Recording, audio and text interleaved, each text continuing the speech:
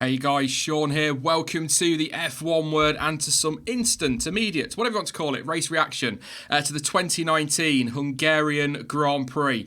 Not bad at all. I thoroughly enjoyed that. I'd properly set myself up ahead of this weekend for a bit of a miserable, damp squib of a race as we head into the summer break. But actually, strategy, tension, battling when we got to see it through the field. We had drivers out of position trying to get back into it. I really enjoyed that. And one hell of a scrap. One hell of a scrap at the front. And one, let's be honest, pretty spot on strategy call. Yes, hope you're all well in chat. It's good to have you with us. Last one before the summer break. Unbelievably, I keep saying it, unbelievable at the summer break. But let's start, as we always do, by having a look at that full race result. I did remember to put it in. I was a little bit worried in the countdown that I'd forgotten, but it is there. Lewis Hamilton took the victory, 17.7 seconds up the road from Max Verstappen. But if you didn't see the race, definitely go give it a watch. That does not tell the full story by a long way. Sebastian Vettel was third for Ferrari. Charles Leclerc in fourth. A very good scrap with them right at the end, with Vettel just nicking the podium. Carlos Sainz. Why is he not in a bloody Red Bull? Fifth place for McLaren. Great drive once again. Back-to-back fifth places, I think he's just put on Twitter as well. So massive congratulations for him. And what a first half to the year McLaren have had. Gasly. I mean... he needs to be finishing sixth. He needs to be qualifying sixth. That's what he's done, but he is behind the McLaren. We'll talk about him, I'm sure, in a moment. Kimi Raikkonen, once again, just flies under the radar and ends up in seventh place. Valtteri Bottas needed a big weekend to potentially save his Mercedes seat. Eighth. Contact with his teammates and contact with Charles Leclerc as well. Lando Norris, ninth place for McLaren, and Alex Albon takes a final point for Toro Rosso. He had a bit of a hairy moment with Sergio Perez. Perez doing what Perez does best and turning into him. 11th place for Checo. Nico Hülkenberg in 12th place. Magnussen 13th for Haas. 14th for Ricciardo. Miserable weekend for Renault. Just nothing more to say at that point. Daniel Kvyat in 15th. Back down to earth with a bit of a bump after that podium in Germany. Russell in 16th. I think deep down inside I'd be relatively happy with that. Finishing ahead of Lance Stroll and Antonio Giovinazzi. Robert Kubica was 19th. 3 laps down on everybody else. And Romain Grosjean, the only DNF from the Grand Prix. Right then, it is time to bring in a couple of guests. Yes, we need guests, otherwise this isn't much of a discussion. Good afternoon, Jonty. I just said at the start of the stream, mate, I wasn't really expecting much, but that was pretty decent. I enjoyed that. Yeah, I mean, as far as Hungarian Grand Prix go, that was pretty good. We had actual on-track action and strategy to get really, really worried about. A bit like we say about Australia. Not an amazing Grand Prix, but a good Australian Grand Prix. In this case, a good Hungarian Grand Prix, that kind of thing. Yeah, absolutely. I thoroughly enjoyed that. Went off a little bit because of the strategy, but we got what we've been waiting years for. That scrap. Oh, yes. Oh, we're going to talk loads about that. Absolutely. And good afternoon. It's been a while. It seems like forever. It was like this with Dan last week. Good afternoon, Stuart, a.k.a. Chamber. Good to have you back, mate. Did you enjoy that race? Hello. Good to be back. Yeah, it has been a while, hasn't it? Yes, I actually really did enjoy that race. At the beginning, it seemed like it was going to go into classic Hungarian Grand Prix mode. But no, we got actual on-track scrapping for position. And then in sort of the latter third, we got this change of strategy for Mercedes and the tension to see if he could reel Verstappen in, which I think was much more exciting than if Hamilton had just stayed behind Verstappen trying to get past for 20 laps. So yeah, really interesting. Great way to head into the summer break. It's four at least pretty good races on the bounce. France was not good. And then you got Austria was epic. Silverstone was brilliant. Germany was just mental, utter madness, and Hungary was just a good Hungarian Grand Prix. I think they said it on Sky, 4 races that were all really good for very different reasons. That's what I really like about this run to the summer break, to be honest, Stuart. And I don't want the summer break now. Let's carry on until we get a bit of a rubbish race, and then we'll have a holiday. Yeah, we've been quite lucky, haven't we? Because I think before Austria, we had a little bit of a run of some kind of low energy races, but no, we've had a good run of things and a change in form, I think, among the top 3 teams, which looks like it's going to set up the second half of the season very interestingly to see maybe what Red Bull can do as they continue to improve. So, and Spa next, which tends to give us good racing. Yeah, Spa and Monza. It's going to be interesting, isn't it, Jonty, to see how. I said in the qualifying watch along yesterday that I feel like it's Spa and Monza that's going to give us the best indication of just how far Honda have come power-wise. Because if Verstappen is quick there, or let's be fair, Red Bull are quick there, then he could well be an outsider for this title. Massive ask, but he's probably the closest rival to Hamilton. But Spa and Monza feel pretty crucial for Honda. Oh, yeah, absolutely, because so massively dependent on power. But saying that, the last couple of years, we've seen Red Bull be all right at these tracks because they've got so much more downforce that they can generate elsewhere in the chassis. They can trim out their wings to virtually nothing and keep pace with the rest of them. So they can keep even more in the corners. It's a really, really funny one to work out. You know, it's a similar reason to why they work so well in Mexico. Yeah. I don't want to get too much into previewing races 4 weeks away, but I can't wait for them already. I might just sleep for 4 weeks. May as well. But yeah, let's start with, I guess, that strategy call then, Jonty. I saw it on, I put it on Twitter, but Mercedes are pitting again. What are they doing? This doesn't make any sense. I mean, it's a free pit stop, but things can go wrong in stops, and he's going to fall 20-odd seconds behind Verstappen. There's no way Hamilton could turn that around. Wins the race. I mean, that... brilliant from the Mercedes pit wall. People talk about driver of the day. Surely Mercedes have got to be in with a shout for pit wall decision of the day. It was the perfect call. And when you think about it, you know, hindsight and all that, I know, but it did make sense. They had a free pit stop. It was worth the risk. It kind of hit stalemate at the front is sort of how I felt. Hamilton wasn't going to get past Verstappen really unless he made a wild move, which he tried through turn 4, which, by the way, if he pulls that off, is well worthy of winning a Grand Prix. But it was just spot on strategy call and about the only thing they could do realistically to get him. Well, yeah, it was real. Well, I don't know. You're not sure, are you? I saw it on Twitter. Yeah, because Lewis' tyres were 6 laps younger, and Verstappen's totally died and went off the cliff with 4.5 to 5 laps to go. So he would have had a fairly big advantage there. So he could have won that way. The way I'm seeing it is that the only option Red Bull had was to follow him in the next lap. That was their only option. And I think Mercedes played it perfectly. I didn't think it was going to work. I honestly didn't. But it did. And a strategy call of the year so far. Yeah, I absolutely agree. Do you think Red Bull should have gone for it, Jonty, and brought Max in? Or, I mean, he'd have fallen behind, but at least he could have still fought on track. When Lewis caught him, there was absolutely no way he could fight with no tyres left. So why not just bring him into the pits? Yes, he's probably going to lose track position, but at least he can scratch. You know what I'm saying? At least he's got the option to fight. He didn't have that when Lewis caught him. Yeah, exactly. Their only chance to stay in the fight was to just come straight in the next lap. Because I was actually saying the problem is they're wondering if this will work for Mercedes. So they'll leave Max out for at least 1 lap so they can have a look at Lewis's times. But even that 1 lap of him staying out could have been too much because of the time Lewis was making up. The three of us are quite geeky, aren't we, Stuart, with strategy? We quite like that side of F1 and we discuss it quite a bit, but that was, like I already said, spot on by Mercedes. But interesting point made again on Sky, actually. Had Lewis Hamilton made that move stick around the outside of turn 4, Red Bull would probably have pulled that strategy themselves and Max may well have gone on to win the race. So it was the right thing to do again with hindsight for Mercedes.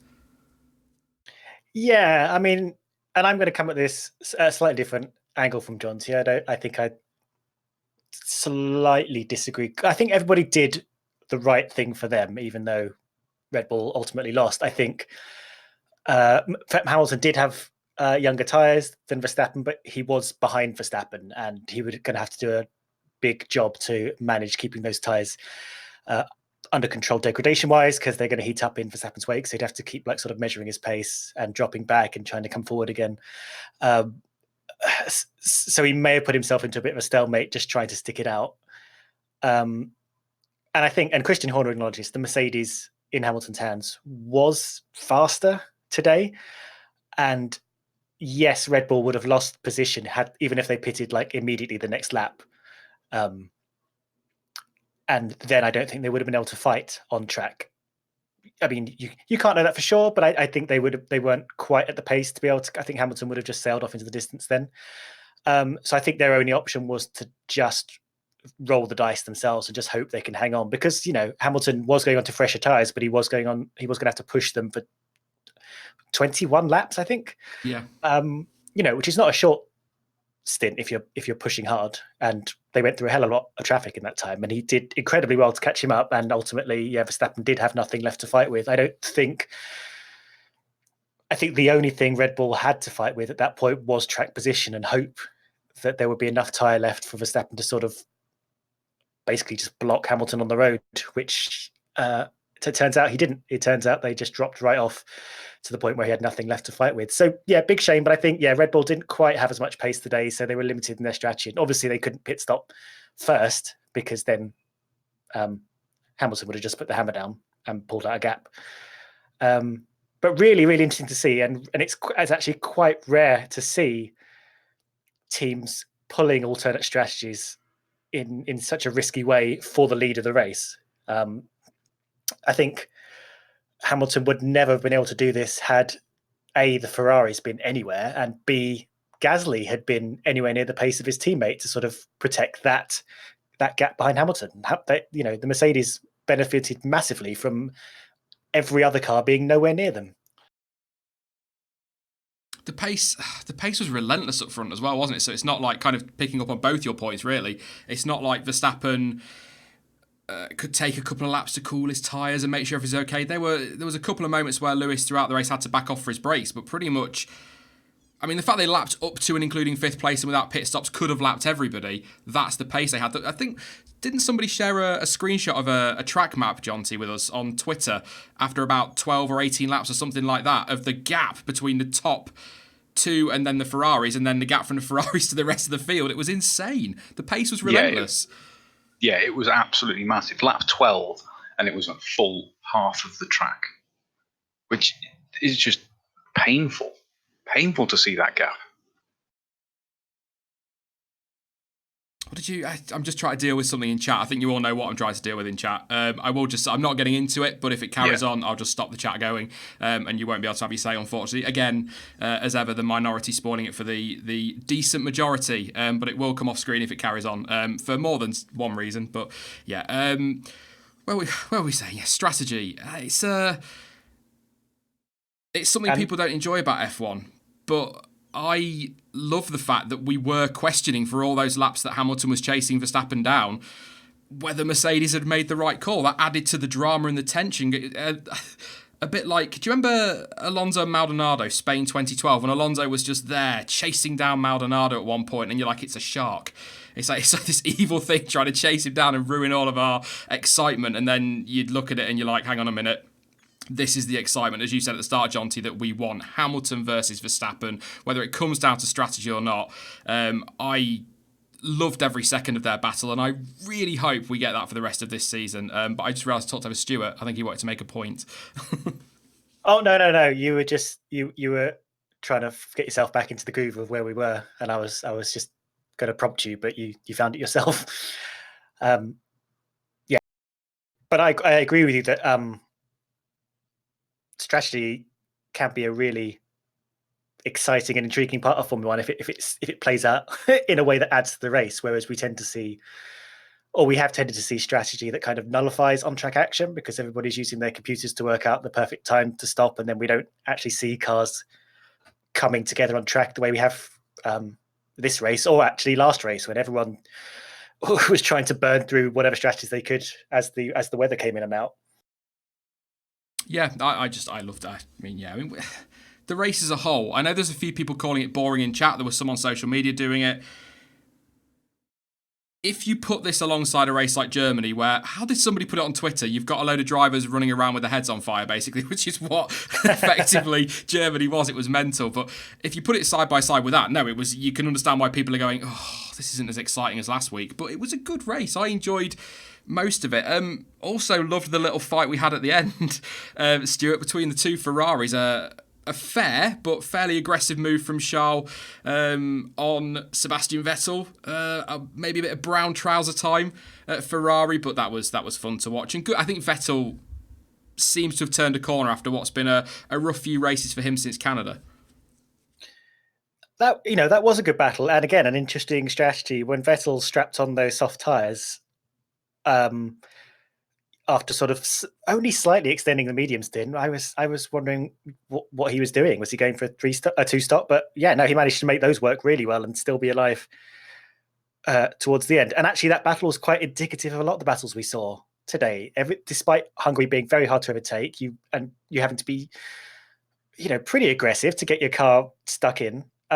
Most of the action we saw was pretty clean.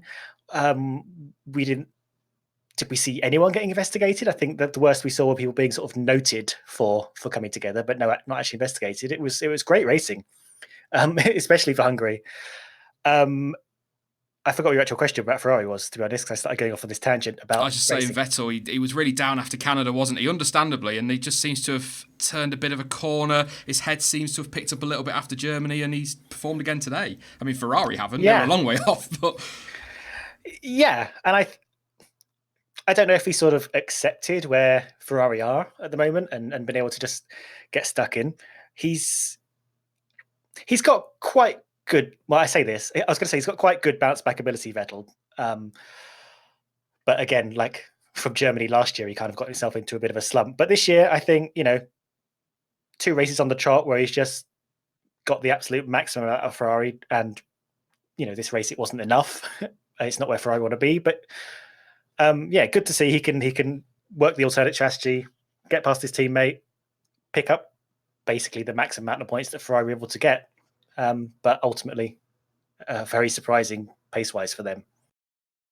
Yeah, what was the gap? Again, without the second pit stops, it would have been best part of a lap, wouldn't it? Were you really surprised by Ferrari's lack of pace today, Jonty? Because I didn't think they were going to be on the same pace as Mercedes and probably not Red Bull, but I did not expect that. No, not to be that far away. I mean, yeah, accounting for differences in the strategies with the extra stop and what have you, you still had Ferrari just over a minute behind the leader. A minute. That's utterly bonkers. We don't usually see even, the top of the midfield being that far behind. Although, again, that can come down to a part of what is Hungary, because it really tortures the air on the cars. Yeah, definitely. I just was very surprised to see that gap. Sticking with Ferrari, I suppose. Charles Leclerc's move on Bottas. How do you feel on that, Jonty? When I watched that at the time, I didn't really. I was busy watching Verstappen and Hamilton and that sort of top 2, and I wasn't really watching. I'd seen Bottas make contact with Hamilton a little tiny bit, but then it was quite a thump between him and Leclerc, and I'm surprised the stewards didn't not take action, but at least investigate it, because it was quite a move left from Leclerc. I'm extremely surprised that wasn't investigated. That was a deliberate job. That wasn't just a trying to defend. He just got the move done. He wasn't defending anything. That was a full-on chop. That was basically the same as what Maldonado did to Lewis at the end of qualifying in Belgium, if you remember that one. Ridiculously aggressive and should have been a minimum 5-second penalty. I haven't seen an onboard. I really want to see an onboard, but I do wonder if that happens on lap 2 or 3. If that would be a penalty, whether they've let that go as a first lap incident, but it's quite an aggressive move. I really thought the stewards would at least investigate it, but they said no investigation necessary. It really surprised me, to be honest. And that kind of, am I being a bit too fair on Bottas, Stewart, if I say that move compromised his race, because he was already losing positions at that point anyway? It was his start that really compromised his race. I mean, in terms of the fairness of the move, I think I need to see it again, because I only really saw the replay at the beginning of the race. I haven't seen it since. And at the time, I thought it's just too, they've just sort of coalesced in the same position on the track. So I didn't reach the same conclusion as Jonty, but I haven't really analysed it properly. But it definitely had quite a big effect on Bottas. It was a real shame that Bottas just couldn't make his defence work, because he was using every inch of the race track possible, but he just couldn't stop the cars behind him, and then Leclerc just absolutely chopped him. It was weird. But that opens up a whole new can of worms with Bottas. But again, the incident itself, I kind of have to take another proper investigation at it. But I'm sure Jonty has. I kind of feel like I need to see an onboard of Leclerc. Do you know what I mean? Yeah. The offboard is looks quite damning, but we've not really seen an onboard. I haven't seen an onboard of Leclerc yet. He could have just misjudged it. Might have come across to defend, or maybe a warning shot. But it was quite a whack, and it did really compromise Bottas's race. But then he's put himself in that position with the sloppy start. Do you see the point I'm sort of getting at, Jonty, with that? Oh yeah, absolutely. I mean, he had a bad start and was a bit scruffy when he was going against Lewis and had the first touch on his wing. But that didn't do that much damage. It was the Leclerc hit that really sort of broke the end of it and subsequently ended his race in real terms. However, now not being nice to Bottas, the comeback through the field was atrocious. Mm-hmm. Absolutely atrocious. Well, they said Lewis would have had that car back to P10 within 15 laps, not scraping the points by the end of the race. Well, the team said 6th, didn't they? On team radio, 6th is what we're aiming for. It's almost probable, I guess, but he just couldn't. I mean, it's Hungary. It's tough to overtake, but like you say, you put Max Verstappen in that car. You've got Lewis Hamilton in that car, but you know what I mean. If you put either of those in that position, they're probably fighting for a podium come the end of the race. A man under pressure is the best way to put it, I suppose, Stuart. And when drivers are under pressure, they tend to make mistakes. And I don't think. I mean, we'll talk about Bottas in a bit, but I just feel like Toto Wolff's rhetoric, if you like, of you've got 2 races despite having a really good and strong start to this season. You've now got 2 races, and we're going to make a decision on your future. And we end up with a lottery in Germany where he ends up in the wall, and then we get a race in Hungary where, he's put himself in that position, but somebody's knocked his front wing and he's ended up out of position. But I mean, it just feels really harsh that Bottas is being potentially judged, if we're to believe the reports, on these 2 races. When he has been, he hasn't been on Lewis's pace for some of the more recent races, but start of the season in particular, when Toto Wolff said, "Come on, mate, we need to see something from you," he was quick. He was on par with Lewis. And whether that's because Hamilton's form wasn't as strong as maybe it could be, I don't know. But I don't think Bottas has been anywhere near as bad as he was last season. So to be judging him on 2 races seems really harsh. Yeah, I agree. And I don't, I'm not going to project myself into his head, but like on paper, it kind of looks like he bottled it under pressure as soon as sort of Toto shone the spotlight on him, which, you do need to be able to operate under pressure. But this season's been much, much better for him. Hasn't quite got himself as consistent or maybe mistake-free as, Mercedes might want him, but he's been a much better teammate to Mercedes than some of the teammates in the top teams, for sure. And Germany, that could have happened to a lot of people. It did happen to a lot of people, not necessarily at that corner. And today, I think he was a little bit clumsy and paid a bigger price for it than he probably should have. But, Jonty's absolutely right. He did not make his way through the field in the way that we'd expect from him, even if he was on the hardest tyre. When they predicted 6th for him, I was like, easy, that's your minimum. But because, he's in a Mercedes, and Mercedes were the fastest car here again. But no, he didn't make it. And actually, he didn't actually make that set of tyres last to the end. He took another set of tyres with 5 laps to go. Maybe with aims of getting the fastest lap. So he didn't, he was kind of just nowhere. And we forgot about Bottas. And he's not in a position where we want people to forget about him in the middle of a race. I mean, I tell you what we'll do, actually. No, I won't say it. We'll talk about Bottas and Gasly when we've gone through the race, because I think both of them are in. Helmut Marko can say we're not planning to replace him all he wants. If he decides tomorrow morning he's had enough, he'll go. It's as simple as that. That is who Helmut Marko is. That's how he deals with things. But we'll talk about their futures in a bit, but we'll sort of talk about the race, because I want to talk positively. Carlos Sainz, another cracking drive from him. P5, back-to-back P5s. Ahead of Gasly. I still think Sainz should be in that Red Bull. But anyway, ahead of Gasly, really strong drive. Didn't put a foot wrong all race from what I saw, Jonty. I mean, we didn't see a huge amount of him.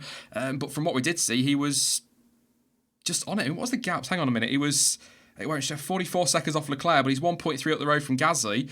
Another 2.6 back to Raikkonen, so he's pretty comfortably fifth as well. Yeah, ahead of the second Red Bull on merit.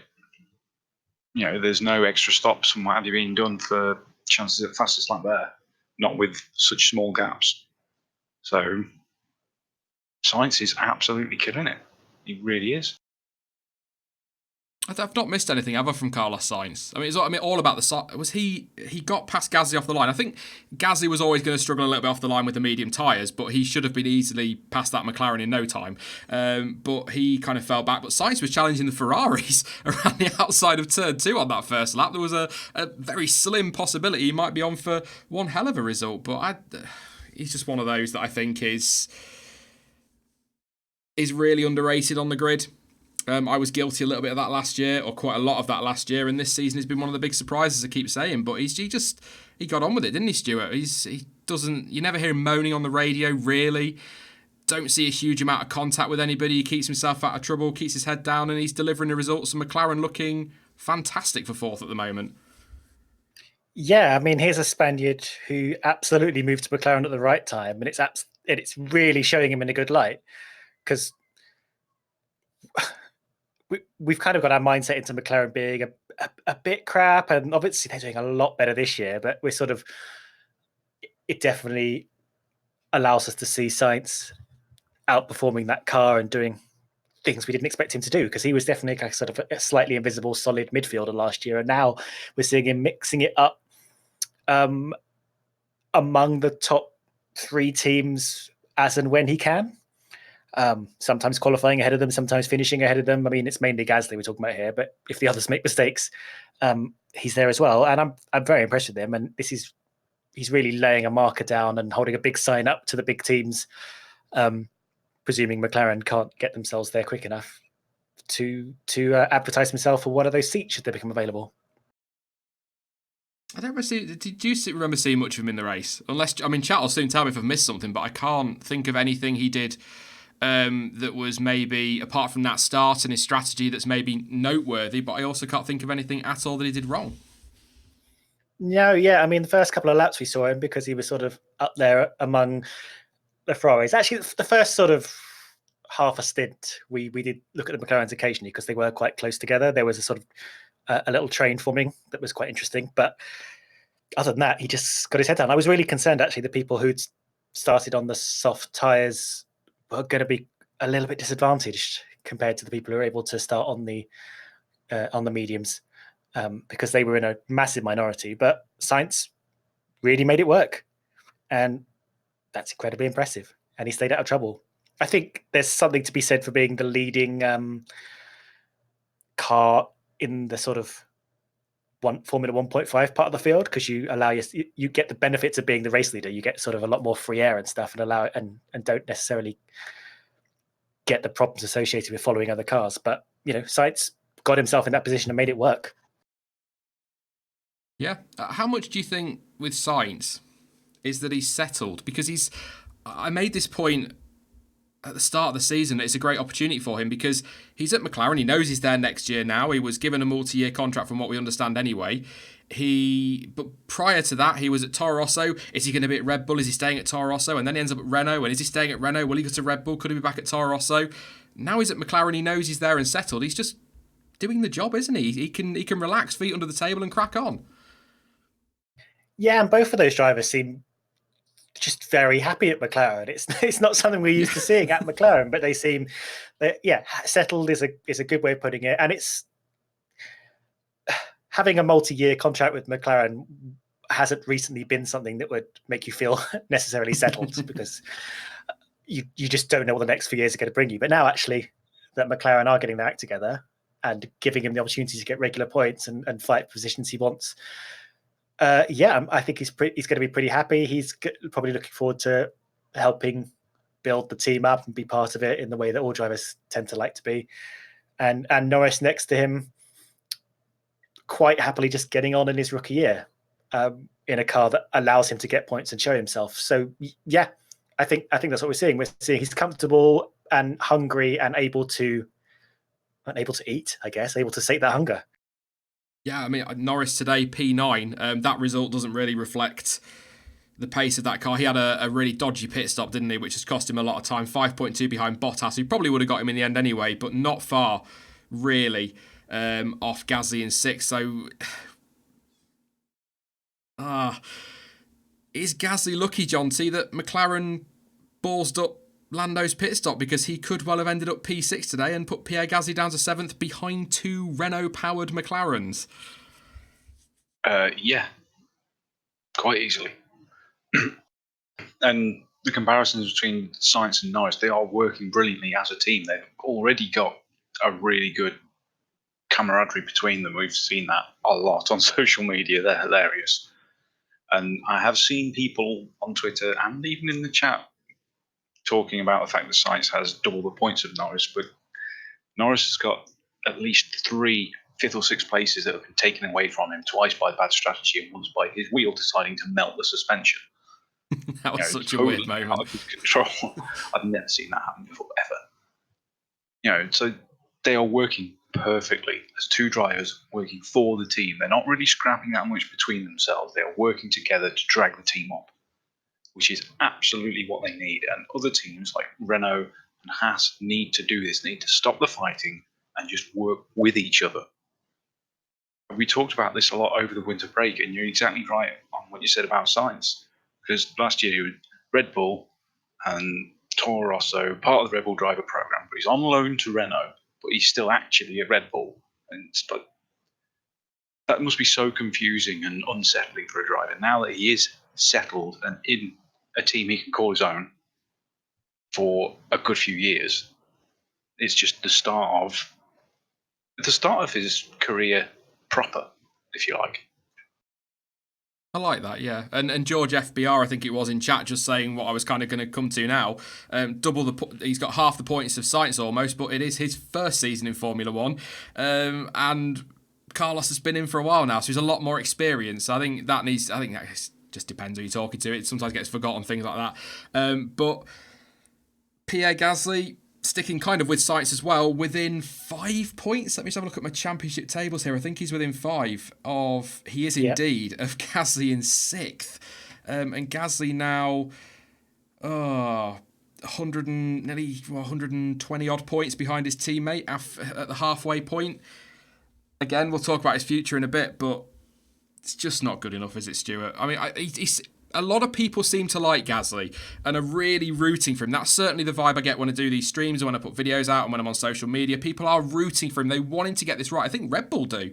But this isn't good enough. Lapped by your teammate. Yes, I know it's Max Verstappen. But lapped by your teammate and that far off in the championship. It's costing Red Bull second in the Constructors.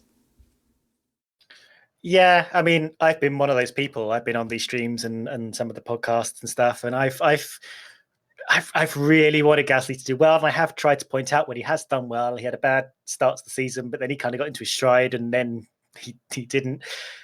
And yeah, the point situation is not bearing down well on him. And you're absolutely right about what it's costing Red Bull in terms of championship position, which in the constructors, which is the thing that gives them money. I can't imagine they'd be in this situation if Ricciardo was still there. I know he's a more experienced hand. He definitely has the speed, Gasly. We've seen that he's got the speed. We've seen that he's got the talent, but he just hasn't been able to just put this together consistently. And he's not new enough in motorsport anymore to sort of,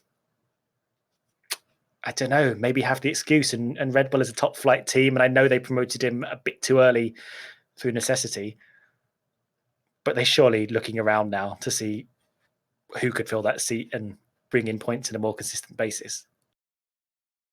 Yeah.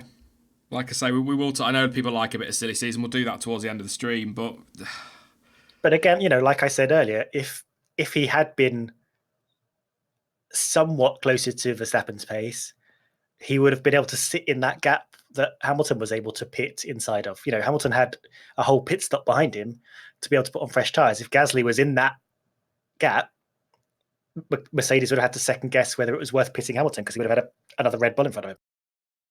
Yes, absolutely. And the same goes for Bottas. If he had been up there, not far behind Hamilton, Red Bull literally would have had no choice. They would have only been able to stay out. This is the point that I've made before, and towards the end of last year, with regard of everyone saying, yes, but he's supposed to be a number 2. He's just a wingman. Yeah, but to be a wingman, you've got to be in that position to be useful. You've got to be on his wing. Neither of them have been there. When the lead plane fails, the wingman takes the win. And neither of them are in a position to do that, and haven't been most of the year. You look at, if Ricciardo had stayed at Red Bull, he would have been right on the back of Hamilton, you'd assume, wouldn't you? And Red Bull probably come out of that with at least the win, possibly a 1-2, because they can pull the trigger, forcing Hamilton into a stop, which, I know exactly the point you're both making. It's not good enough from Pierre.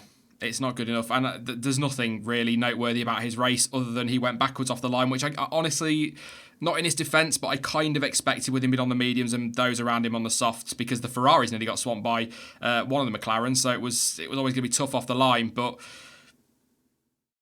I don't know. I'm not sure that Mr. Marco's going to be as patient as he's making out. But anyway, more on him in a bit. Kimi Räikkönen. I'm coming to you two for this.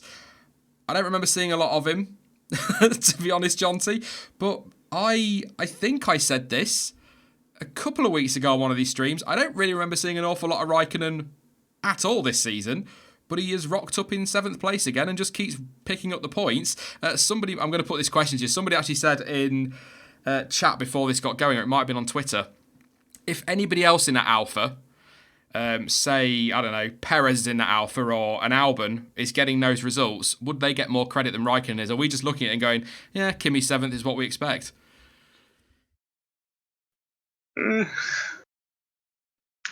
It's a funny thing with Kimi this season. It seems to be that if you see nothing of him on the cameras or what's going on in the race, he seems to suddenly pop up in a decent points-paying position. If you see a lot of him, it's usually because he's getting tangled up with people.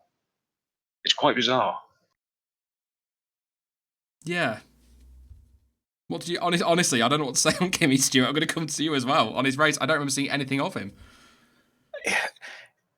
It's okay. So there's two things. I'll sort of come to the second in a second, which is that it's really hard to it's really hard to make a objective judgment on Kimi. But I think he's having a great season. I think he's having one of his best seasons. Maybe I think he's probably more comfortable not being at the front in some ways and just enjoying his racing. He's wrangled all but one of Alfa Romeo's points, which is identical to like all of Racing Points. But again, it's really hard to know how good Giovinazzi is. Is Giovinazzi really, really good and Kimi's just, 20 years experience better than him? Or is Giovinazzi just not cutting it? Because we saw Kimi Räikkönen for the last 3 years being there or thereabouts at Ferrari compared to Vettel.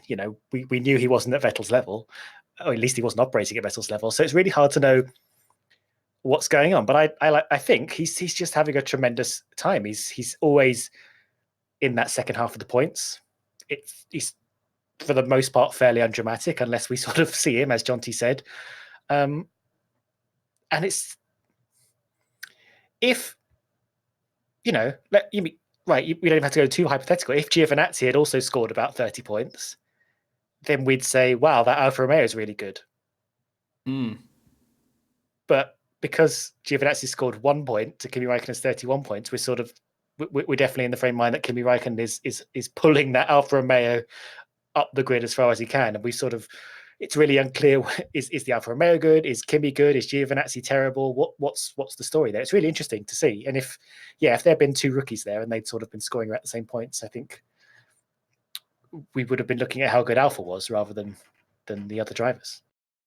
Yeah, and Annette just said in chat, Kimi seems happy. And when you think about it, he's at Alpha, where he started his career. There's no pressure there on him, is there? So he can just go out, and if he finishes 7th, brilliant. And if he ends up 11th, he'll be gutted, but the team aren't going to tear him a new one for that because they're not expecting to be scoring every single weekend. So he kind of is in a very comfortable position. Get out there, Kimi, and get on with it. And if you score points, brilliant. So, yeah. Did you want to make a point on him, Jonty, before I move on? Yeah, it's just weird how it again raises more questions because You've got the same situation at Williams as well with Russell and Kubica. And on both occasions, is it the good, is it the better performing driver outperforming the car, or is the poorer driver underperforming from that car? You've got absolutely no way to tell. That's what bugs me. I like to have a baseline to work the data out from, and there isn't one.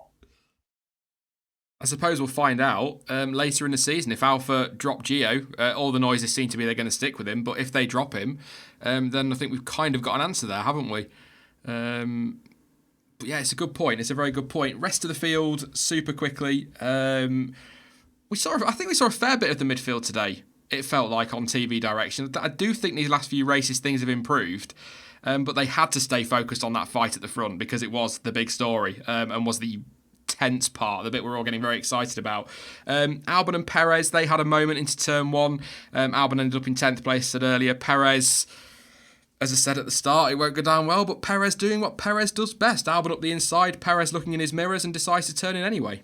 It's kind of what he was doing with his teammate a couple of years ago and last year. Let's not get into that argument. I'll have my rant on Ocon at some point again, I'm sure. But yeah, just turned in on him. A bit of a, I don't know. The stewards didn't take any action, so I suppose there's not much in that, to be honest, Stuart. But it's you. I say this. You should expect better from Checo, but you also kind of expect him to do that in that situation. Or I do. I'm a bit slow. I think we're also seeing a little bit of a desperate Checo as well, because that Racing Point team is in its sort of. See, all year I've been calling it optimistically a sort of transitionary period. I know they had a strong few years as Force India, and now they've kind of lost a little bit of that spark. And I'm hoping it's down to sort of restructuring and the sort of the echoes of not having much budget last year. But yeah, however you spin it, Racing Point having a difficult year, and as we sort of touched on last year, Perez probably has his career in mind most of the time and needs to be making a point every. Well, probably literal points as well, but flashing a big neon sign above his head every time he goes racing to say, "Look at me, look at me." And well, he didn't get a point today, and I just this is where you start worrying about people like Perez, just in the bigger picture. But I started worrying about Grosjean about 3 years ago, and he's still here. So what do you know? It's a fair point. Not for long, I don't think. Getting a little bit of pressure after Germany, maybe, with now Stroll on more points than him. That was, by the way, my crazy prediction for this season, is that Stroll will beat Perez in the championship. So if Racing Point don't get their act together, it could well happen. It's been a good weekend for me in terms of predictions, so I'm feeling quite smug. But yeah, maybe a bit of pressure seeing Stroll ahead of him now and desperate to keep that point, needing it. Maybe. Long way to go this season, so it'd be a bit mad to try and do that in sort of one race later. Yeah, possibly. And again, sometimes you see a sort of summer break madness where you sort of feel like you have to lay down a marker as the last thing you remember before you disappear for 3 or 4 weeks. But I mean, it is hard to say, but I do think there is definitely pressure on Sergio Perez's shoulders right now, especially as he knows that Lance Stroll probably has a lot more leeway in that team than he does. Which is odd, because if you remove Stroll's performance in Germany, Perez is carrying them in terms of points. And I'm sure Perez is aware that people know that Stroll and the team put a kind of lucky and well executed strategy together in Germany. They played against the elements really well. Yeah. I don't know. I like to take little digs about Checo. I do like him, and it's obvious that he's a hell of a driver certainly in that midfield. King of the midfield, I think people call him, and apparently he hates that name. He wants to be king of F1, I'm sure, like every driver does, but he's definitely got a grip on that midfield over recent years. So, but I think, as somebody's pointed out in chat, at the end of the day, both drivers continued. Albon got through. He finished well up the road, so no real harm done, I guess. I just think Checo needs to think sometimes. But then again, I'm not driving an F1 car at that speed and having to make those snap decisions. So there we go. Nico Hulkenberg, Daniel Ricciardo, 12th and 14th for Renault. Trying not to swear. Crap weekend for them. Again, Jonty, coming at this point where Renault are apparently reevaluating their long-term future in the sport. Renault are one of those engine manufacturers and or teams that like to disappear when things aren't really worth the investment. I can't see them sticking around for 12th and 14th every other weekend. What do you mean, like to disappear when things aren't going their way, like they have done lots of times in the past? No, Renault haven't done that. Renault, Lotus, Benetton, Renault, or whatever it is. They just seem to chop and change all the time. No, they just don't. The pace isn't there. Something's not right. And it's clearly... people laugh about that savage remark that Max Verstappen made. This whole 1,000 brake horsepower thing that Renault were talking about, and he turned around and said, well, if they've got 1,000 brake horsepower, they must have a very terrible car. It has to be the car to a point, because McLaren aren't having any issues with power, it seems. Yeah, exactly.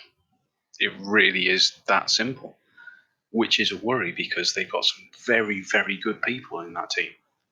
In the design departments, they've got some very, very good technical people, and they should be producing a better car than that, especially with the resources that they've got. And it does raise the question, like I say, of will they be sticking around for too much longer? After all of the positive news we've had for 2021, not to start a debate on that again, but does this throw a big, huge spanner in the works at the prospect of losing an engine supplier? That's possibly a very good conversation for a stream over the summer break, sit down and chat about stuff like that for an hour, 2021, and who might stick around. Because, 2021 is going to be an expensive thing, isn't it, Stuart? So do they, if they're looking at this and going, do we really want to pay hundreds of millions on getting this car where we need it to be for 2021? Or do we keep that money and disappear and do something else? Or do they maybe go one last crack for 2021, give it one more go? I mean, I wish to God we didn't have to have this conversation. I wish Renault weren't so fickle as this. Although they could always just rebadge themselves as Nissan or something and pretend they've gone away. I like to think they're in it for the long haul, and Renault are, their image in their market is about being sort of modern and cutting edge, if not necessarily as a sports brand, but as sort of technology wise. And this year hasn't been their year, but this year's been a very weird year for the midfielders. Lots of people aren't where they expect to be, and perhaps Renault just needs to take one step back before they can take 2 steps forward again. And hopefully they've got the resources to learn what's gone wrong this year. And I think as we continue to get sort of more big name manufacturers in F1, in terms of, you have Alfa Romeo, you've got, big investors up and down the field, then you are going to get people who expect to be further up the grid than that they have some years they aren't. So, fingers crossed Renault can just pull their thumb out, essentially write this year off at some point and come back kicking. I'm not as worried about Renault as I have been in the past, but again, we all remember the end of the 2000s quite vividly when everyone pulled out suddenly and we all started to panic quite badly. So yeah, I don't like that we have to think about this, and I'm hoping there's someone ready to step in if they do decide to pull out, because that's a big expense on a lot of the other energy manufacturers if they do. I think my gut right now would say Renault would give it a go for 2021. If it doesn't work out, maybe disappear a few seasons after that. But we'll not get in too deep to that one. But yeah, they tried with Ricciardo today. They did the right thing in my view, put him on the hards at the start, tried the opposite strategy, softs to the end. But he just got caught behind Mr. Kevin Magnussen and wasn't, I'm not going to repeat the radio message, wasn't very happy with some of Magnussen's late moves across the track, Jonty. K-Mag, you got to be careful when you get near him. You've got to be careful. Aggressive defence, but I don't know. Maybe I'm going soft on Magnussen, but I don't think there was a huge amount in that. Yes, there was some late moves, but it was all one move. He didn't sort of make sort of Suzuka last year, if you remember, on Leclerc, where he sort of moved a little bit and then moved a bit more. It was one sweeping move. Almost another moment that he had with Hülkenberg back in 2017 in turn 2, but I think that was all hard, fair racing. You're going to disagree though, aren't you, Jonty? No, I'm not going to disagree, but that is very much a persona that K-Mag's developed for himself. And it does, in a way, serve him well on track because people are more cautious about overtaking him. So I think it does allow him to keep a few positions every now and then. It wasn't quite over the line into dangerous, but it was very, very hard. I'm wondering if, kind of like a horse. I think K-Mag needs to have a red ribbon tied on his rear wing. So careful, this one kicks. They just need to see the number 20, don't they? And they know that one. Maybe paint his numbers red would be a good thing. But yeah, no, he's... As much in that, Stuart, quickly, do you think he was too aggressive or just good hard racing? Ricciardo just frustrated, I think, more than anything is how I read that. Yeah, Ricardo's been frustrated for a little while now, and it has a much shorter temper than he used to. And on the other hand, while I don't think it was anything worth punishing, Magnussen is another of those drivers that has this kind of desperate edge to him in the way his body language of the car and stuff. He just seems like he's desperately clinging to every point and every part of the racetrack he can get, which is good. We do like to see that. We don't want to see people sort of give up positions, and if they think there's a good chance I'm going to lose this anyway. But he's always been a sort of dangerous person to overtake, and not dangerous necessarily in a bad way, but just in that person that you sort of have to think twice about how you're going to overtake Magnussen. He's not an easy person to get past. But for now, I didn't have any problems with it when I was watching it.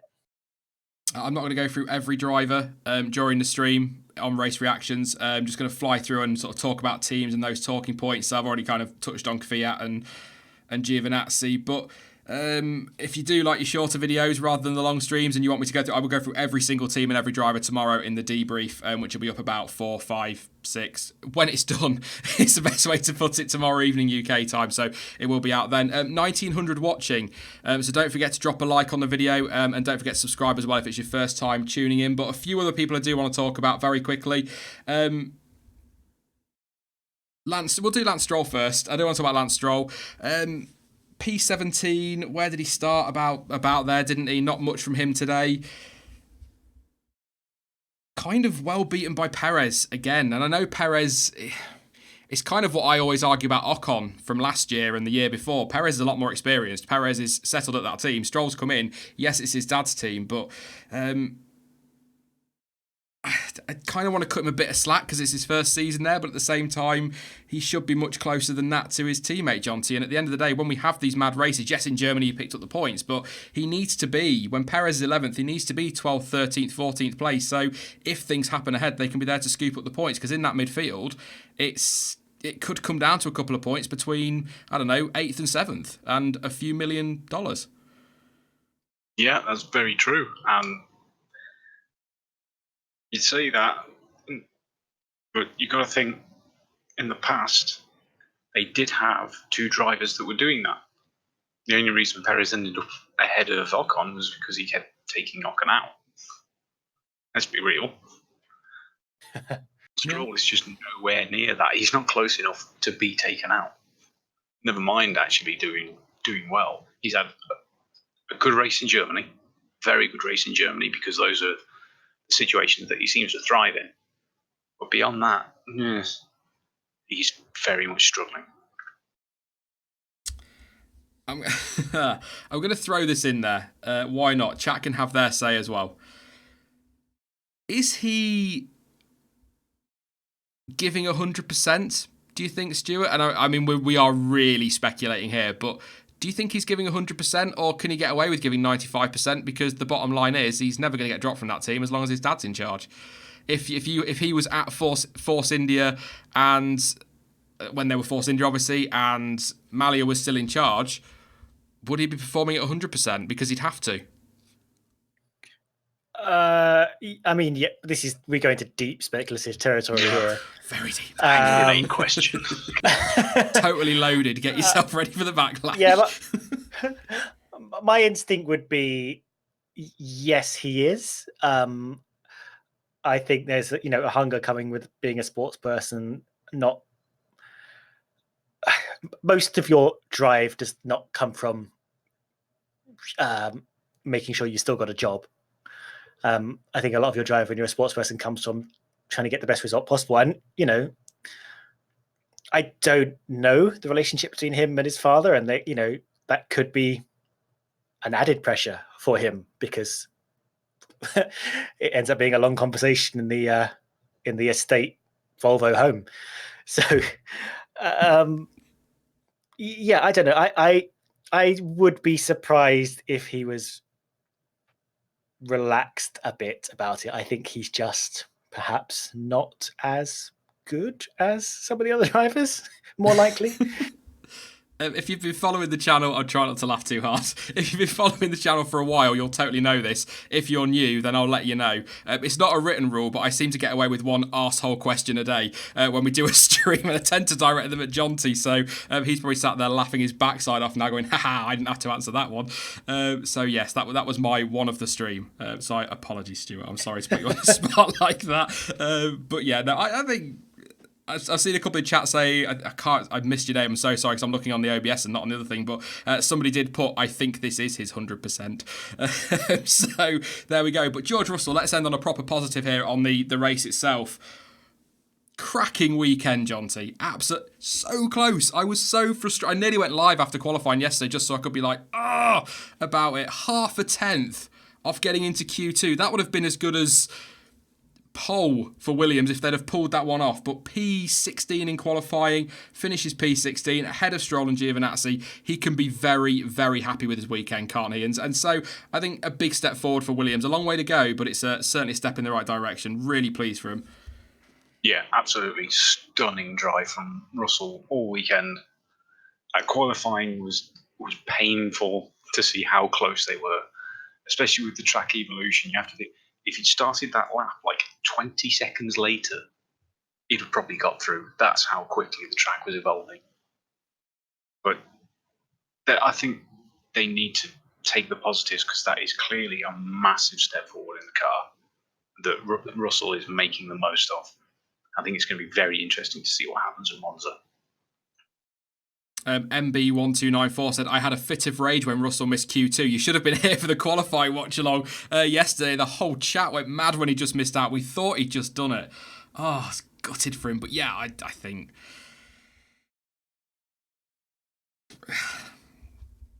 well, it's a big step forward for Williams. But they, as George Russell said, Stuart, they are still the slowest car on the grid. Was it just an epic weekend from Russell, a really good drive? Or has that Williams... I mean, they're definitely closer, aren't they? Yeah, they have definitely improved. And, well, haven't really heard Kubica talking about it much, but Russell has definitely been singing the praises, saying this is absolutely an upgrade. I'm looking forward to seeing where we can go from here. I think, finally, we're able to see a little more of what Russell can do. I mean, we know he's a good driver. He won the F2 championship, and again, maybe it's showing up that Kubica, you probably shouldn't be here. No, I think this is good. I think it's an upgrade from Williams. I think they're close in there before. They're still the slowest car on the grid, but they have made progress. And I think I don't know about Germany. This race though, they were definitely doing quali and practice lap times that were faster than last year, whereas a lot of the races beforehand they've been doing slower than 2018 times. So they seem pretty happy about it. I know that they don't want to be 10th, but they seem happy that they got something to take home that's positive. They've done something right, and they hopefully can move forward from here. Oh, imagine as well how it'll go when Kubica's car is upgraded to be the same as Russell's, because we all know they're totally different. Because, of course, why wouldn't Williams build two completely different cars with the lack of money they've got, one that's considerably better than the other one? Why would you give both your drivers a car that, you know, Russell a second and a half quicker than Kubica? Why not give Kubica that car? Why not give him the same one? God, yeah, totally different cars. Whatever. They're not completely different cars. I do believe Williams. If they were fighting for a championship and Russell was that much quicker than Kubica, absolutely, there is something fishy going on there. But when a car is 1.5 seconds allegedly better than the other one, and Russell ends up 16th and Kubica 19th. That was a waste of time, wasn't it, really, and effort. And if you know how to make a car 1.5 seconds quicker, then a team like Williams would put those upgrades on the other car. So I don't believe that for a second. But everyone's entitled to their opinion. It's all about opinions, as I like to say. But, chat, you know what to do. Just a surname, if you could. I'll try and remember to read some out as well. Who was your driver of the day? Let me know in chat. I think Verstappen won the official driver of the day. I did ask you the arsehole question, so I won't come to you first, Stuart, on this one. Jonty, who was your driver for the Hungarian Grand Prix? The best one? I don't know if he actually was, but I think he deserves something for a stunning performance all weekend, so Russell. Is that your driver of the weekend, though, rather than driver of the day? Oh, I've been pedantic. Even of the day, because he still finished ahead of a car from 2 other teams. 3 if you include Grosjean, because he probably would have been down there anyway with the state of that car. All right, Dan's not here. Relax. The state of the car. Yeah. Because of the ridiculous games that Haas are playing. They are completely different cars. What about you, Stuart? Your driver of the day? It's a tricky one, isn't it? Like you absolutely got to acknowledge Carlos Sainz, so getting that car to where it was and keeping it there. And I know we like to steer away from the obvious ones, but Mercedes did throw an extraordinary strategy change at Hamilton, and he pulled it off quite magnificently. So I also think it's worth acknowledging that as well. But if I had to do it, I would give it to Sainz. I think Sainz drove incredibly well today and deserves the spotlight. It's one of those, as you've both said, quite a difficult one. I mean, the problem with the official driver of the day is it's a popularity contest. It's not a vote for who was actually the best driver of the day. Generally speaking, I'd be tempted to go Hamilton, because 20 seconds behind, 20 laps to go, something like that, 21 laps. Yes, fresher tyres, closing that down, but at the same time, he's got to get it done on track. Yes, the strategy was the team's call, but he's got to get it done on track, hasn't he? So he could have quite easily gone in a sulk and turned everything down and refused to race because he didn't think he could do it, but he still pushed and... Oh, it's so difficult. I kind of want to say Sainz, but I'll say Hamilton. You've covered Sainz, and Russell's got a shout as well from Jonty, so I'm just having a look at the run through the order. Anybody else might deserve a shout. Raikkonen, I guess, again. But same as, like I said earlier, it's Kimi. Kimi just being Kimi for 7th. Gasly for 6th, maybe. Anybody's driver of the day? I mean, he needs to finish 6th every race, and he finished 6th. Yeah, that'd be getting driver of the day for doing the absolute bare minimum that's expected of you. Very true. And he didn't even do that because there's a McLaren in front of him. I think we've covered a good few there. Chat won't scroll all the way up, so apologies if there's any before this. But Adam Adams says Sainz and Raikkonen. Ladybug says Sainz Vettel for CIW02. Seb, 3rd place. I mean, you can't give anything to Ferrari, really. I'm not a Hamilton fan, but he is, says Mickey Phipps. Theo says Hamilton. Execute says Sainz.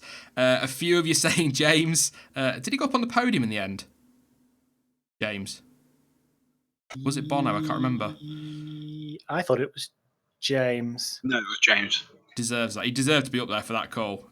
Definitely. Moss says Sainz. Just a Dude says Hamilton's engineer. Hamilton or Leclerc for Tuna.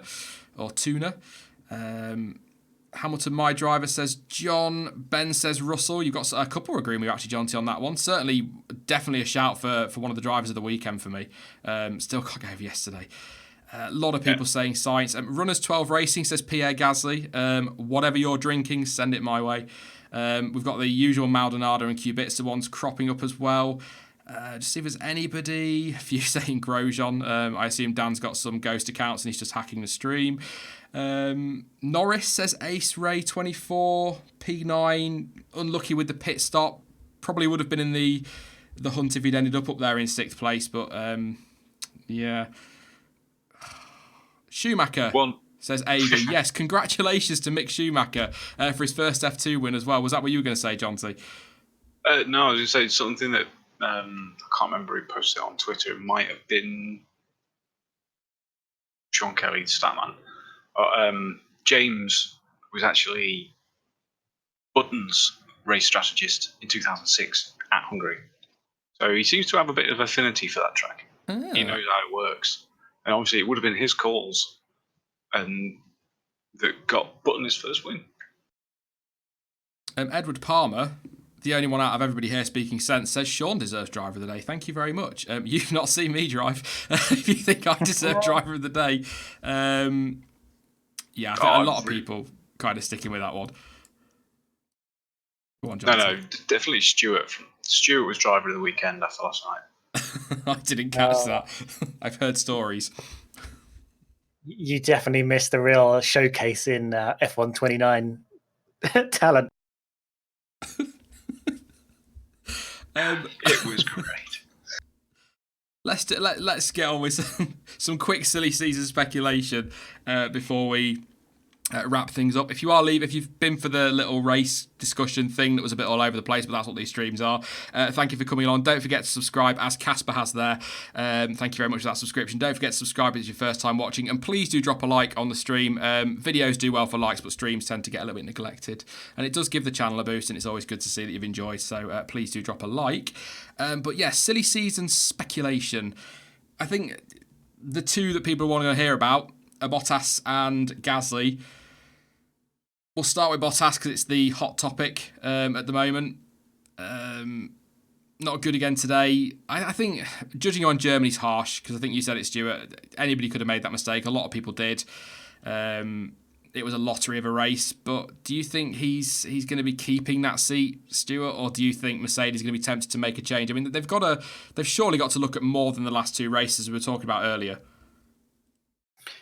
I think they will be. I think they'll be looking across the season. I know they said you've got two races to prove yourself, but I think that's more of a sort of just a, make sure you realize that you're driving for something more than just points at the moment. My gut feeling, if I had to predict now, I think he will be replaced. I would be sad about that because I think he's a good driver. But on the other hand, there are a lot of good drivers, and it could be a little bit concerning just having Lewis Hamilton mop everything up in that Mercedes if it continues to be the best of the field. At least Rosberg was sort of pushing him a little bit harder, and it made it a bit more exciting if no other teams can catch them. So yeah, I think he'll be replaced, and I think it'd be nice to get some fresh people in those top teams. So yeah, but I'm sure he'll get himself a nice seat somewhere else. I said this in my video on Tuesday. If I was in Mercedes' position and I was basing it solely on this season, I wouldn't get rid of him. I'd keep him because I think I was referring to him in my video as number 2 driver, but to clarify, I mean a good second driver. I don't necessarily. I sort of look at things. Some people, I know you're kind of where you are coming from with it, Jonty, and that number 2 driver is a wingman, someone like a Barrichello to Schumacher or Massa to Alonso, for example. I kind of tend to refer to that as just somebody that's picking up the points for the team, but I suppose a better term to use would be second driver rather than number 2, if that makes sense. But I'd probably have kept him on because I like Ocon. 12 months ago I was called a fanboy. Now I'm currently being called a hater because I dared to say that he doesn't scream future world champion, which he just doesn't to me at the minute. Doesn't mean he won't win the championship. Doesn't mean he hasn't got the potential to be, but I just don't look at him and go, hey, world champion, like Max Verstappen, with my reaction to Max Verstappen when I first saw him in F1. I'm just not convinced it's right for him. But if we take Toto on his word, Jonty, and he is genuinely looking at beyond 2020, then it kind of makes sense to put Ocon in there and give him a season to kind of settle in before the big change in 2021. Yeah, that's true. And I actually disagree about the whole you've got 2 races to prove yourself as being a bit unfair. I really don't think it is. It's an additional element to what he needs to prove. Of can you handle it under true pressure? Look at races like Brazil 2012. The amount of pressure that was on Vettel, you've got to come here or you lose the title after that spin. And he really made it work out. I have no doubts that he would have utterly failed with the current state of him. But then he was on it. That was probably the most pressure you can actually have in Formula One. Being in that position of you're at the back, you've got to get to here, or you lose. End of story. And that's a position that Mercedes is going to be in a lot. They're always fighting for titles. They need to be able to turn to him and say, look, you've got to get this position or we don't get the Constructors' title. They've got to be able to trust him to handle that pressure. And quite clearly, he can't. Fill in the blanks in the chat says, yeah, you're all saying this, but be honest, who is really going to replace him? Honestly, who can realistically replace him without risk? Or is keeping Bottas a risk? Is my counter to that. If he does, he does tend to drop off, doesn't he? It's quite weird. I don't think he's dropped off as much this season as he did last season at all. But he does tend to drop off. I said in my video, I probably would have replaced him at the end of 2018, or at least considered it, regardless of the contract he signed. But I wouldn't necessarily do so now. But it's a fair point. It's a risk to bring anybody in, but is it a risk to keep Bottas as well? And it's a very good point you've made there, Jonty. Whack the pressure on him. The conditions were far better in Germany than they were in 2012 in Brazil. So you've made a very good point there. You've got me thinking. I will definitely do that after the stream. But do you think he's gone, Jonty, or do you think Merck will keep him in just for 2020 and then make the change for the big rule change? No, I think he's gone. Back to a point I think I made a few weeks ago. Because I've got a feeling for a lot of these teams, 2020 is going to be a throwaway year. Yes, they'll still be fighting for the title, but they will not be throwing as much at the development during the season because of the big overhaul to 2021. That's what they'll be focusing on. I think we could get some surprises for 2020. Okay, I'll upset any of the mods that are here. In chat, just one word, stay or go. Do you think Bottas will stay at Mercedes or do you think he's a goner? Let me know in chat. But I think if I just to pick up on your beyond 2020 thing, I think Mercedes probably recognizing that, for both Ferrari and Red Bull have got themselves drivers, top drivers for the next 10 years. They've got Leclerc and they've got Verstappen, right at the seed part of their what's looking to be a very successful career, and Mercedes don't, and we've seen what happened with teams that sort of don't have a top driver to focus around at the right point. So they probably do need to think about getting someone in there who's going to be the next person they focus around, because we've seen both Red Bull and Ferrari suffer when their main driver disappeared. I'm just looking at chat. I'm not even going to try and read that when it was scrolling there. But I tell you what, actually, a bit more split than I thought it was going to be.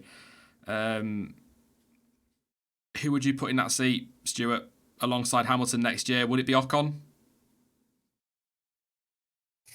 It's the sensible option in terms of just if you follow what made sense contractually wise, then I'd say Ocon is Mercedes' obvious option. But why not someone like Sainz? Why not one of these people that's really impressing down the field? If I know Sainz is bundled up in a Russian doll of contracts right now, but that's but if I was looking a bit forward, then maybe I would take a punt on Norris while we've still got Hamilton in that other seat, seeing as he can show himself. Someone like that, I think. Toto Wolff has said, hasn't he, it's between Ocon and Bottas, and that Russell isn't. They're not considering Russell for next year, which actually I thought he. That's what I meant. I meant Russell. I keep you're saying right. I know what you meant. But no, I thought they would at least. I didn't think they'd take Russell. I said that on Tuesday, but I thought he'd at least be in consideration. I thought they might at least sit down and go, let's have a look at George. But Toto said no. Williams has said he's ours for 3 years, hands off. Although that shouldn't be a problem. If Mercedes want him, they can take him. He's their driver. But it's probably it is between Bottas and Ocon, realistically, isn't it, Jonty? But is there a wild card other than maybe a Sainz that could take that seat? Or who would you put in there if you had free reign? I put Verstappen in there if I had complete and total free reign. Hamilton versus Verstappen, yes, flipping please. Well, you just want another 2016. Hell yeah. You like drama. Think of the views. It's a case of getting someone in there who has some F1 experience and is tractable enough to behave as a number two, or get someone in young who they can have sat there and get that year's experience ready for 2021. We've yet to see how the rest of the F2 season is going to go. You've got other drivers involved. Yes, they might be affiliated with other driver programs, but I'm sure they would be jumping at chances like this. Nick de Vries, it's got to be one of them. Latifi's tied up with Williams, but Williams are tied in with Mercedes as well. Mm. There could be lots of ways to move stuff around. Although someone in the chat did say something magical happens and Nick Heidfeld comes back, and I'd be all about that. I mean, technically, Mika Häkkinen's still on sabbatical, and isn't Nigel Mansell still on sabbatical? Technically, yes, and Stewart, no, just no, Stewart, no. No, not Alonso. No. One, I don't think that'll happen, and two, just no. Stop trolling the chat. Oh, you should know better, Chamber F1. I'm appalled. Yeah, I mean, I'll say Ricciardo because people are saying it in chat, but I think, honestly, if Mercedes wanted Ricciardo that badly, they'd have taken him last year when, with all due respect to him, bless him, I feel like I'm really attacking him again, but with all due respect to him, Bottas wasn't performing particularly brilliantly at the end of last year, so it would have made more sense to bring Ricciardo in then. But we went into last... I know people point out contracts in the comments afterwards, but contracts in F1... Don't worry about it. If a driver wants to get out of a contract, they'll get out of a contract. If a team wants to buy a driver out of a contract that badly, they'll do it. But I just... Yeah, the contracts aren't worth the paper that the verbal contracts are printed on. I'm dismissing Ricciardo, but when you start putting your tinfoil hat on, which we do a lot on this channel, he's not very happy at Renault at the minute. He's not having a particularly good season in that car. I don't see a turning point for Renault anytime soon this season, and that's going to put question marks over 2020. We've already discussed whether they're going to stick around long term. Could Mercedes go in for him? I mean, he'd jump at the chance now, I think, if it cropped up. And I'd be willing to bet, not any money because I'm skinned, but I'd be willing to bet that there's a clause in his contract that says if Mercedes or Ferrari come knocking, he can go.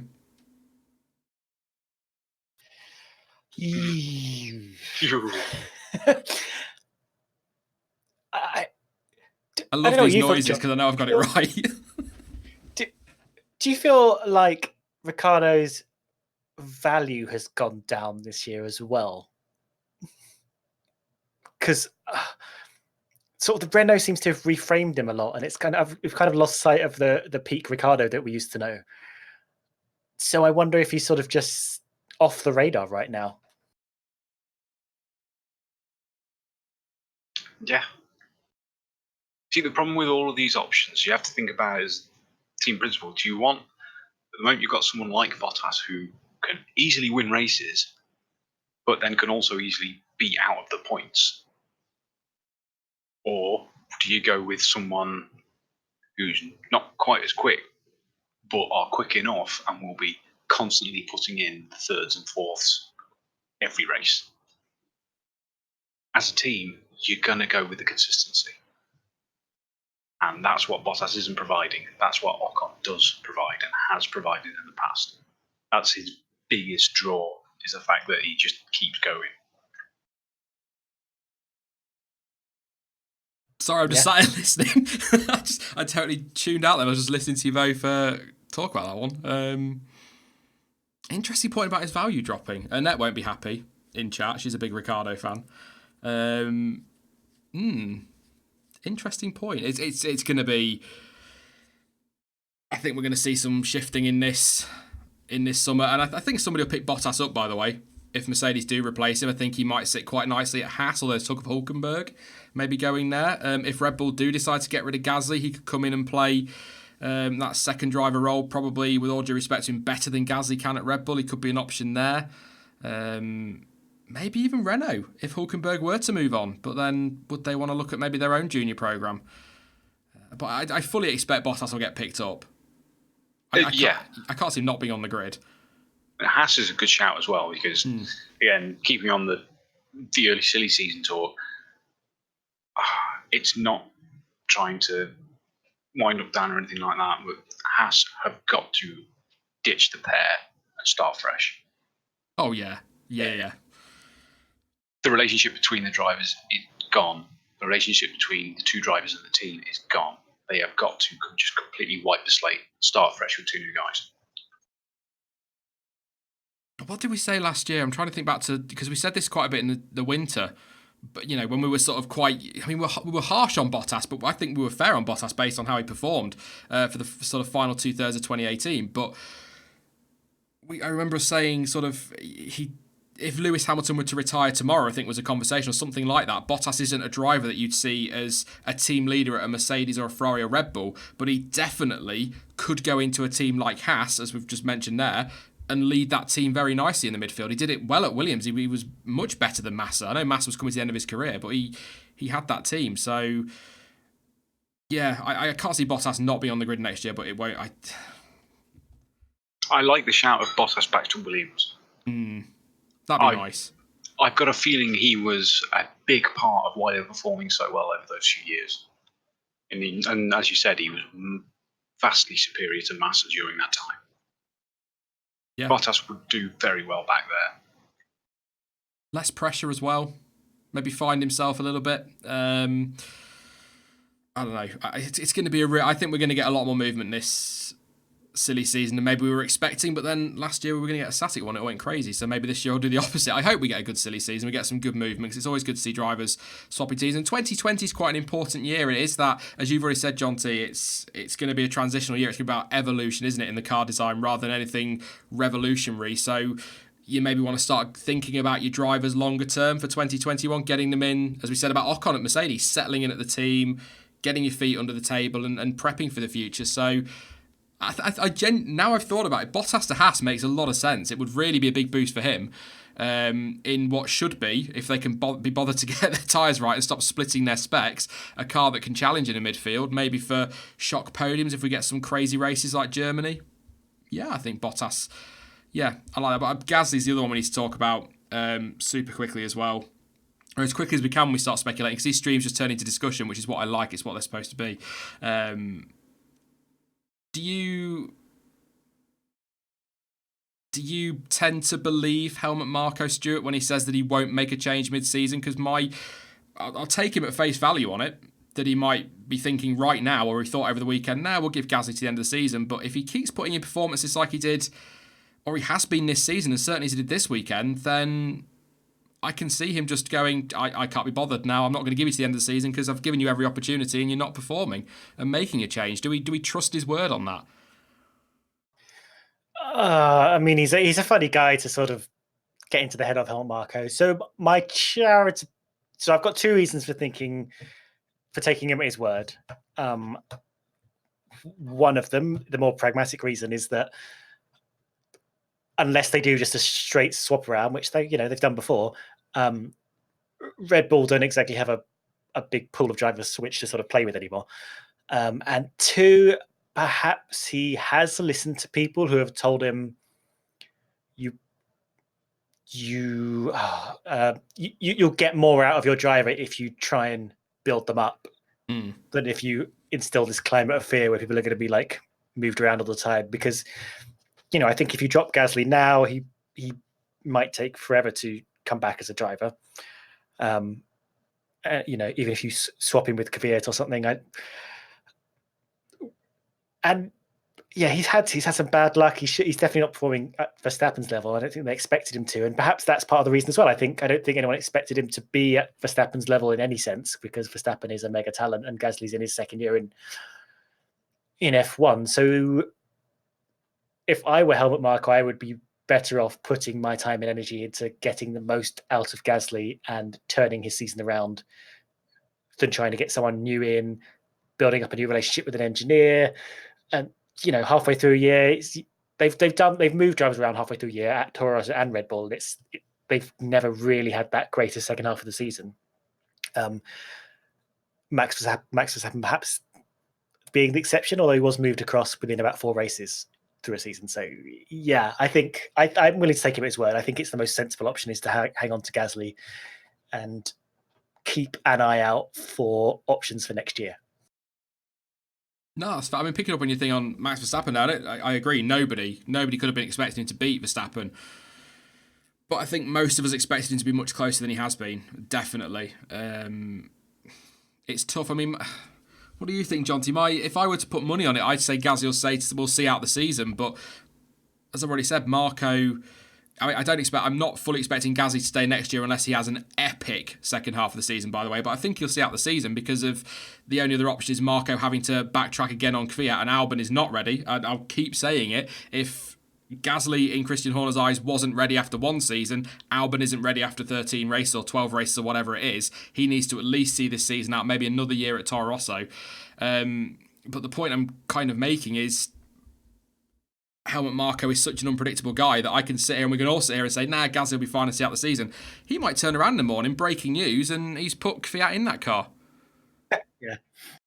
Yeah, exactly. I think, bizarrely, it's not the drivers that are the big key point here. It's Helmut Marko. Yeah.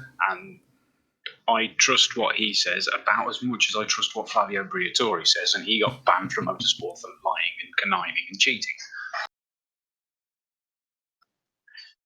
He cannot be trusted in anything he says ever and never has been.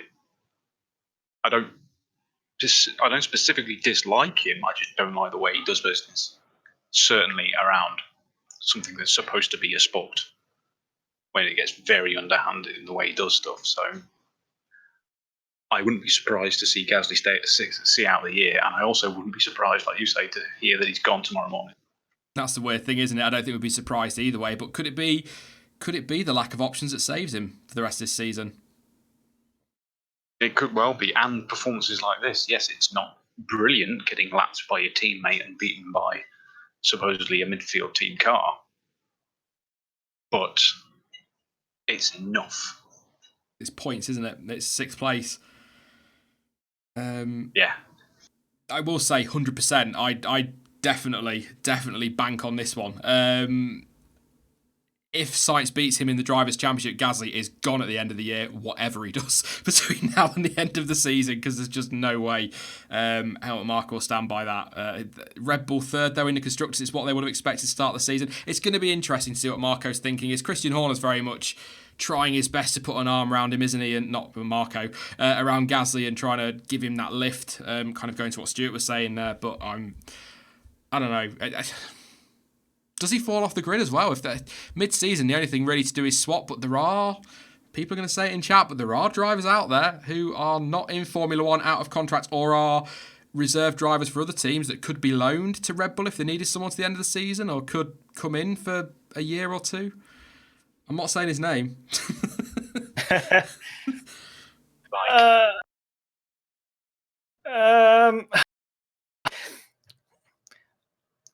I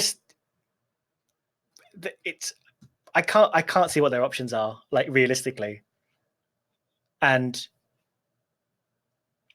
they might look at the constructor standings right now and see that they're only 44 points behind Ferrari and what could have been had the second drive been more consistent throughout. But they're not going to change that around by bringing anyone new in, I don't think, no matter how good they may have been.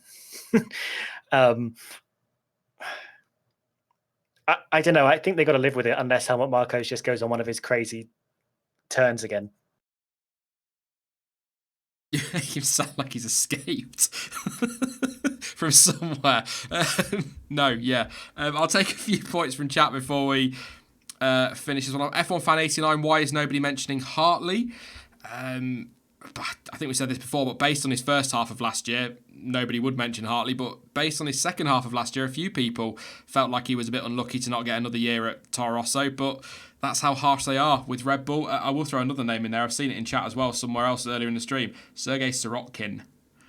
He was linked quite heavily with Toro Rosso, wasn't he, last year? So if they wanted to, they could promote Kvyat to Red Bull and then put Sirotkin in Kvyat's seat if they didn't want to demote Gasly. But I think they would put Gasly back into Toro Rosso. It would be a swap because I think they do still, famous line, they do still rate Pierre Gasly in some way. So, yeah, I just don't know.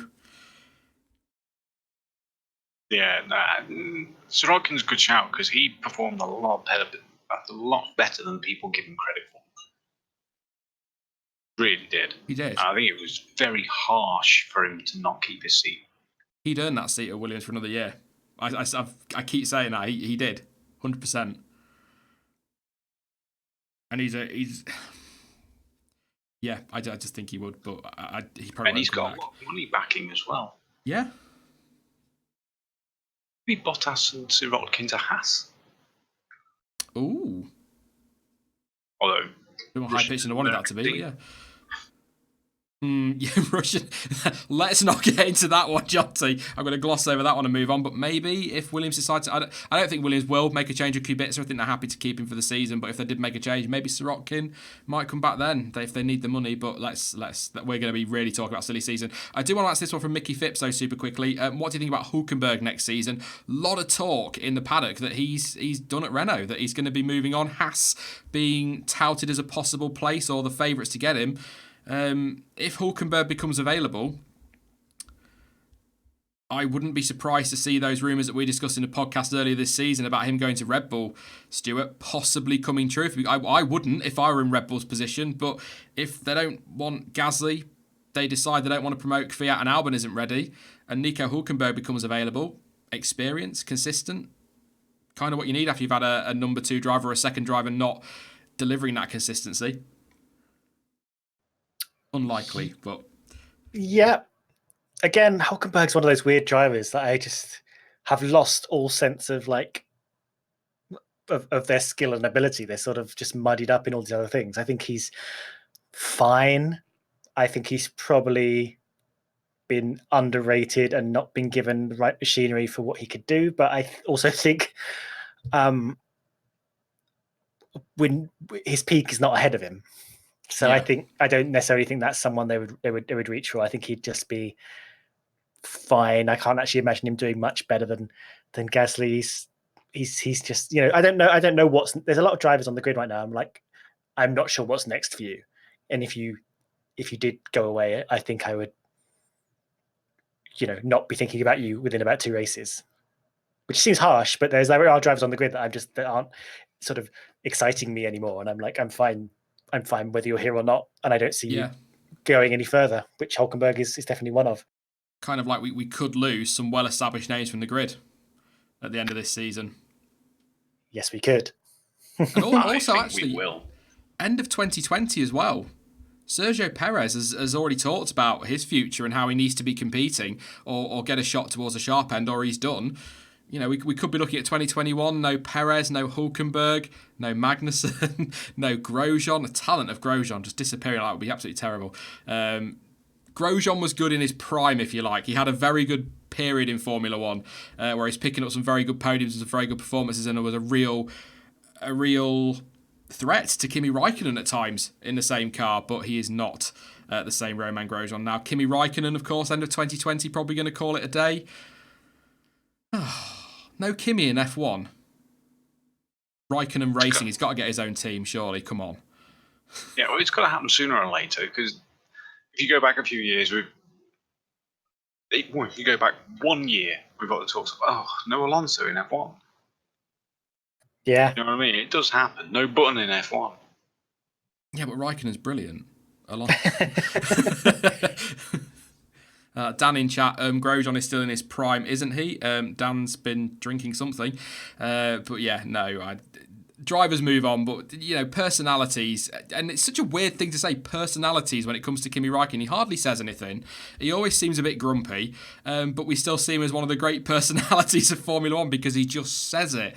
Why did you miss the celebration with Pele? He nipped to the bog. He's not afraid to say. I'd miss Kimi if he went. But anyway, we're gonna leave it there. Honestly, we could sit here and just talk. I could anyway. Talk about silly season. The idea of the future. F1 celebrities. What? Who's a celebrity and who's just a driver? When you've just been on about. Oh, yeah, okay, yeah. Pick out quite a few there. I thought you meant like a really crap format like Celebrity Big Brother and put all the ex-F1 F1 drivers in a house. Hilarious. That would just instantly be Trulli and PK Stein fights. I'm down for that. We will discuss that afterwards. We'll try and get that commissioned. But we're going to leave it there because we've been going for quite a while. An hour and 40 minutes. Wow. Yes, thank you very much, as always, Stuart, for coming out. It's been a pleasure once again. And I think we've got some stuff we're going to be working on over the summer, I think.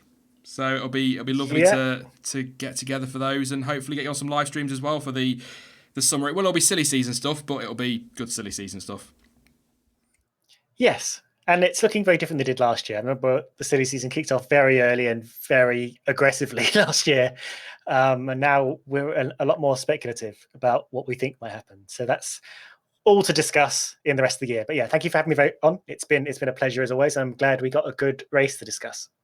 Yes, absolutely. Thank you again. 4 in a row as well, so I'm very hyped for Belgium, which tends to give us a decent race because obviously drivers are a bit rusty. But thank you as well to you as well, Jonty. Awesome to have you on, and great to talk about again another pretty good Grand Prix. Yeah, another good race and silly season to look forward to over the next few weeks while we wait for Belgium, which is different to last year, because you'd think this time last year we weren't sure if we were still going to have 10 teams become Belgium. Yeah, very true. Yeah, good point. Amazing how fast that time's gone. And thanks for having me on again, and I'm sure we'll talk over the summer. Absolutely. Thank you very much to you both, and I'm sure I'll talk to you, like you say, over the summer, Jonty. But thank you very much. Yeah, bye folks. Ta-ra.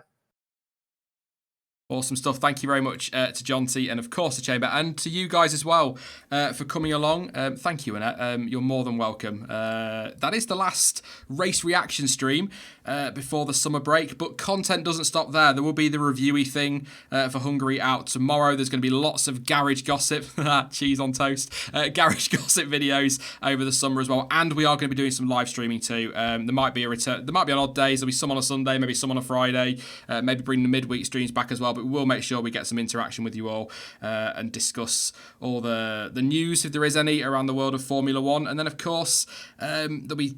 what have I got planned? I've got what am I calling them? Half-term reports, something like that. 2020 driver lineup predictions. I've got a video on Max Verstappen and a video on Daniel Kvyat that I'm hoping to get out as well this summer. And then, of course, after all of that, we'll be gearing up for Belgium, one of my favourite races of the year. So lots to look forward to on the channel. And I know it's 3 weeks without F1, but it's probably an age thing. But based on how quickly this year's gone, it'll soon be here, so don't worry. Don't forget to smash a like on the stream before you disappear as well. That'd be massively appreciated. And don't forget to subscribe if you are new. Like I said, I'll be back tomorrow with that review thing. But in the meantime, don't forget that you can follow me over on social media, and all of the links you need for that are in the description down below. But as ever, thank you for watching. I've been Sean. This has been the F1 Word. And until next time, goodbye.